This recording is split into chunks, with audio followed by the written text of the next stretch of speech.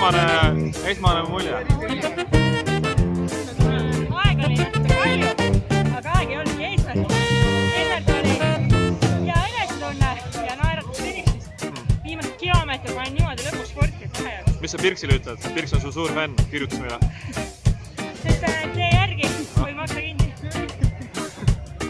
Aga tšau siis.